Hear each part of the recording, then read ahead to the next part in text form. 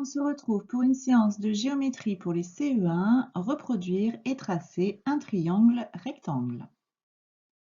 Alors pour ça, tu vas avoir besoin du matériel suivant et si possible de la feuille de travail que j'ai mis dans les fichiers de la classe sur toute mon année.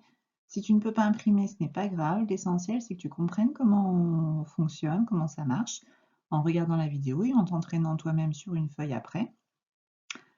Et donc le matériel de géométrie qu'il te faut ton double décimètre, donc ta règle, ton équerre si tu en as une, alors elles sont restées je pense à l'école dans les casiers, peut-être que tu en as une à la maison, sinon dans ton fichier de géométrie, tu as, tu sais, ton gabarit d'angle droit que tu peux détacher dans la partie cartonnée du fichier de géométrie. Et bien sûr, un crayon de papier bien taillé. Je te rappelle que la géométrie, ça se fait toujours au crayon de papier et on le taille bien pour être précis.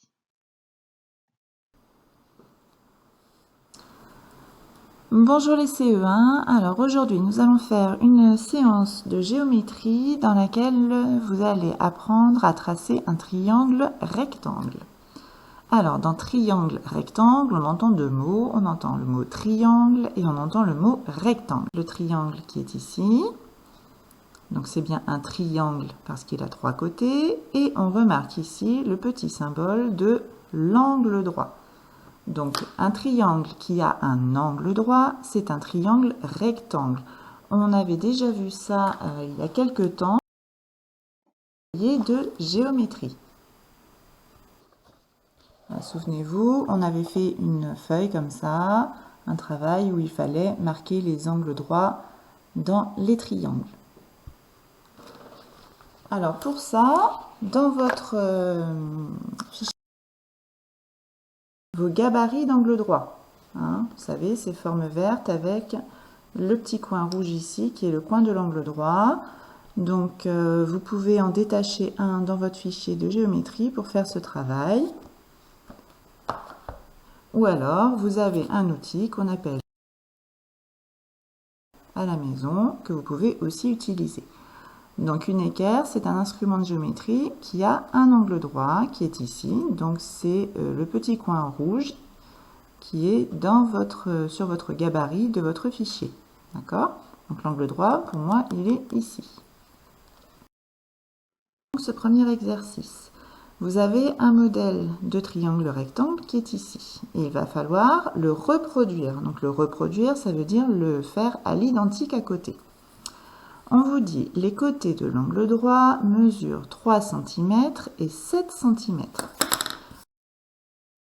J'espère que les mesures seront justes une fois que ce sera imprimé, parce que des fois ça change un petit peu.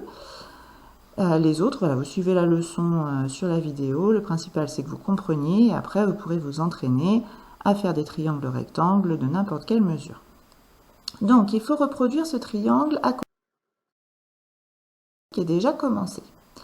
Donc, on voit que l'angle droit est ici. Et on vous dit, donc, les côtés de l'angle droit mesurent 3 cm et 7 cm. Alors, qu'est-ce que ça signifie, ça?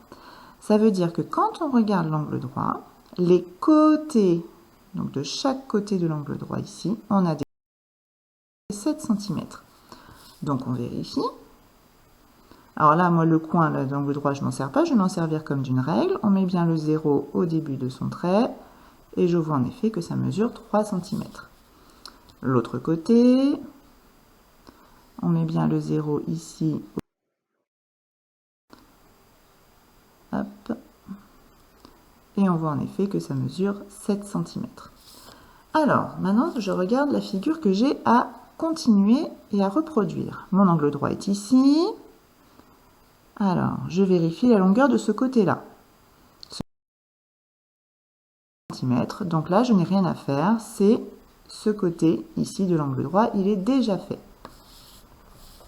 Maintenant, je vérifie l'autre. Ah, l'autre, on voit qu'il ne fait pas 7 cm, il fait 4 cm et demi. Donc, il va falloir prolonger ce côté 7 cm. Donc là, pour l'instant, je n'ai toujours pas besoin de mon gabarit d'angle droit, puisqu'il est déjà fait. J'ai juste besoin de prolonger mes côtés. Donc, on met bien sa règle. Alors moi, pour que ce soit plus simple, du coup, je mets directement le 7 ici, dans le coin de l'angle droit. prolonger mon trait ici jusqu'au 0 pour avoir un trait qui mesure 7 cm. Donc pour bien le prolonger, vous devez voir le trait noir de votre segment, d'accord, pour que ce soit exactement dans le prolongement et qu'on n'ait pas de décalage quand vous allez tracer. Que bien la fin, voilà. Alors, je ne sais pas si vous voyez, j'ai fait un petit trait ici pour marquer la fin de mon trait à 7 cm. Et je n'ai plus qu'à relier les deux extrémités ici pour fermer. Et donc là, on a reproduit le triangle rectangle qu'on avait pour modèle.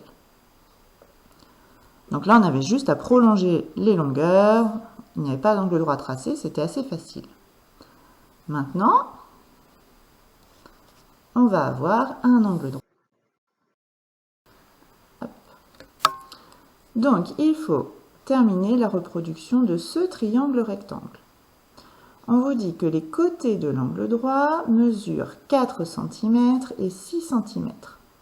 Donc les côtés de l'angle droit, ce sont les côtés de chaque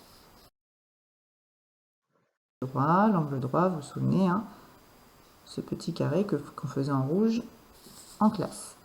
Alors, on vérifie nos longueurs. Ici, j'ai bien 4 cm. Et mesure bien 6 cm.